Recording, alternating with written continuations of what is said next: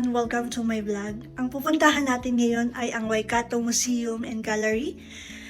Sa mga di nakakaalam at sa mga gustong malaman ng patungkol dito, may tatlong pangalan na ibinigay sa museum, which is ang kauna-unahang pangalan nito ay ang Waikato Museum of Arts and History, and then noong 2006 pinalitan nila ng Waikato Museum. After so many years, pinalitan nila noong 2024 ng Waikato Museum and Gallery. Iba-iba man yung pangalan, may isa lang ang hangarin nila, which is ang matuto yung mga tao na pumupumisita doon sa museum na yon, and gusto nilang ipakita sa atin yung mga arts and history ng Hamilton. And then yun, after ng information na ibinigay ko, meron pa sa susunod na video. Tapos pumunta tayo sa Hamilton Zoo, ngayon naman sa Waikato Museum and Gallery dito sa Hamilton Central. Ito ulit siya magdadrive. Ilang minuto? 9 minutes. 9 minutes yung biyahe. Papunta doon. Worship tayo. Na. Panabangan. Saan yan? Dito na kami sa Waikato Museum and Gallery. Ayan, kakita ko. Ayan. Nandito na tayo sa museum. Ito yung ano namin, guide. Tingin. Eh, meron na tayo yan eh. Meron na tayo yan eh. Ito. Kalapati. Kalapati. Kalapati yan? Hindi ah. Souvenirs. Souvenir shop.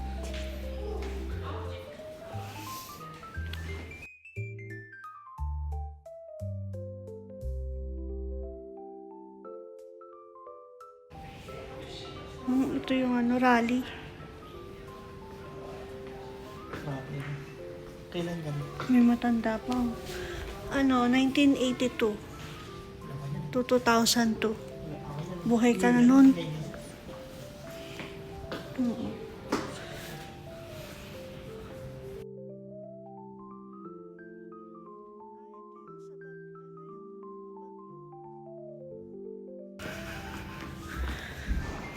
Ano siya?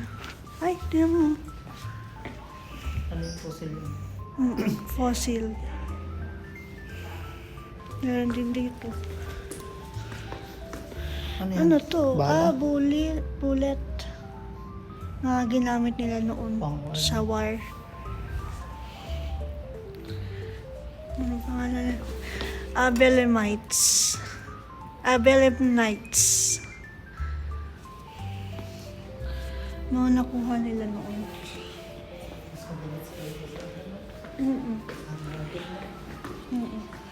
Tingnan mo, ang galing mo. Ang astig, no? May malaki pala sila. Ay, yung nakuha nila noon. Ang astig ng preserve ng mga gamit. Ito man daw. Saan? Yan. Yan? Hmm. Pag binenta sa museum.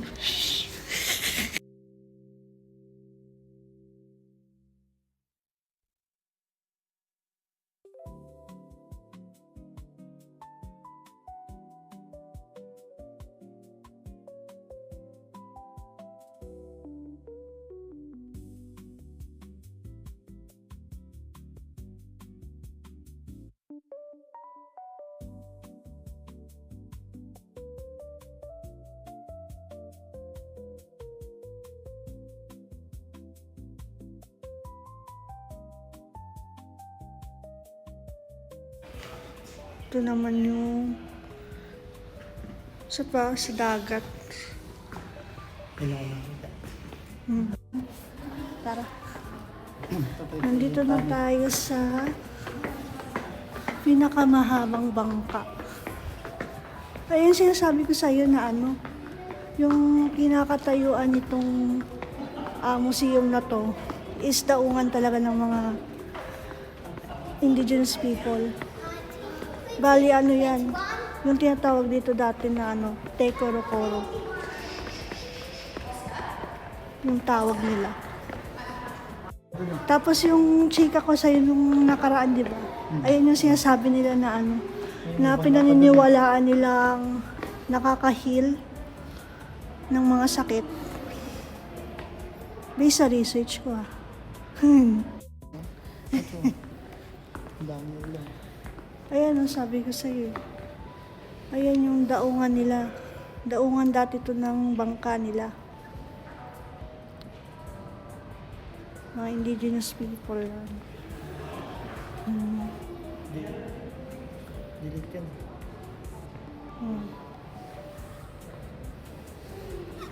Ang haba no. Lake.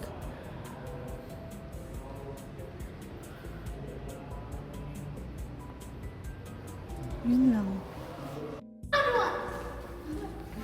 Collections.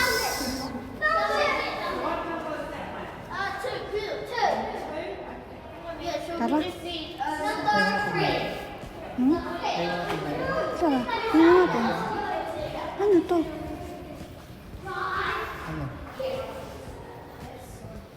Mga dilating past 2 weeks. 2 weeks na 3 weeks. Ang ganda oh. Panglamig. Pero ito, ano yung pala? Ay, yung kiwi. Ito yung kiwi. Kiwi bird. Ang laki pala nila, no?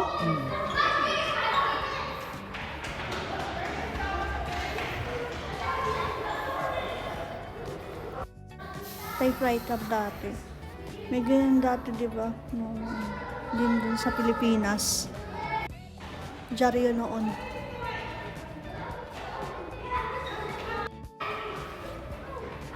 Mag-i-enjoy ko Do sa not touch.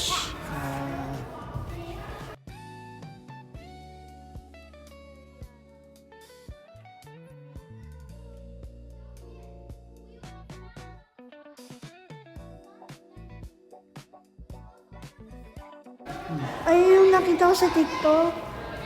Yung gumagalaw siya. Ang galing. Ginawa ka yan. Hindi. Ay, nakwintas ah. Laki naman ng kwintas na Kwintas to. ba yun? Oo, Coke. Coco. Golden. Silver. Shane. Artist naman yung gumawa nito. Octavia. Cook. Noong 2005 pa pala ito.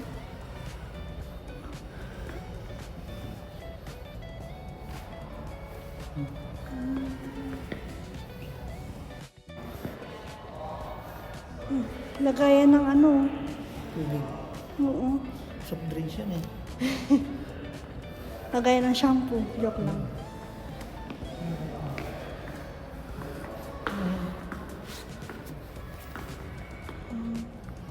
Kinumpan nilang nila. Ano kaya yun? Ito yung astig oh. Pwede mo Gawa sa bato.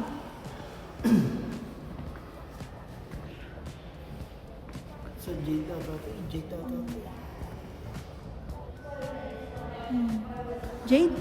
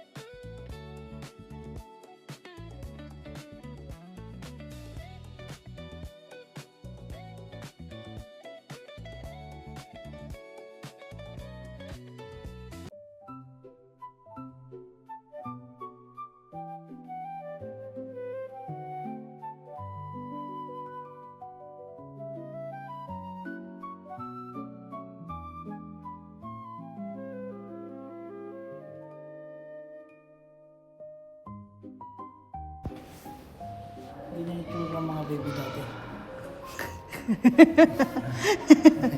Damulang ka na.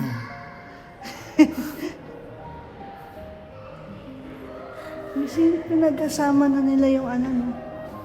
Yung painting tapos yung base. Sama-sama na yan. Tara, kita tayo. Tara. This time na yan.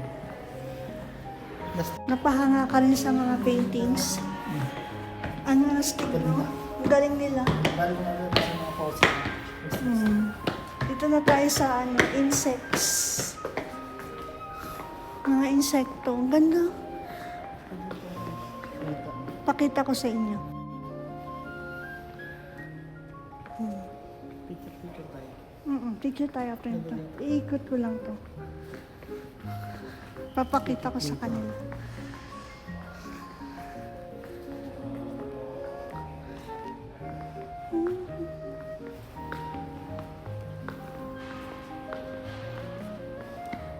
Ito yung mga insects na nakita natin dito. Yan. Okay, bitipak lang na ilagay sa Tipaklong. Oo nga, liit. may haba na sa mga ito yung mabaho. Nasa, yan ang tawag yan. Surot ata yan eh. Surot. Tingnan Ito natin. yung surot.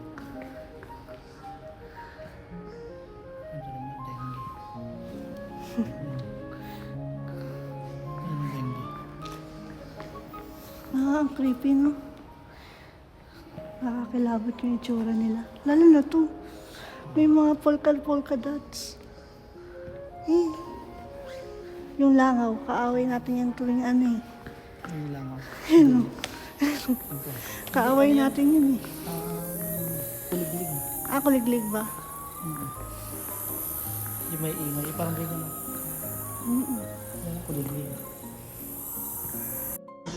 Turns a traditional photography process upside down. So, for example, I'll just photograph an antenna and I'll light that antenna so it looks as best as it possibly can.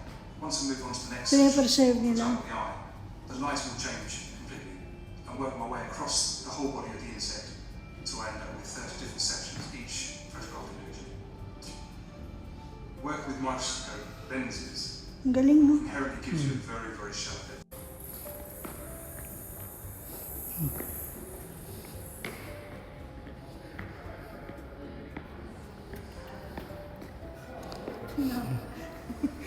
At dito na nagtatapos ang aming vlog. Dito lang kita dito. Tapos na. Ano masasabi mo? Ayos lang. Maliit lang yung ano nila, museum.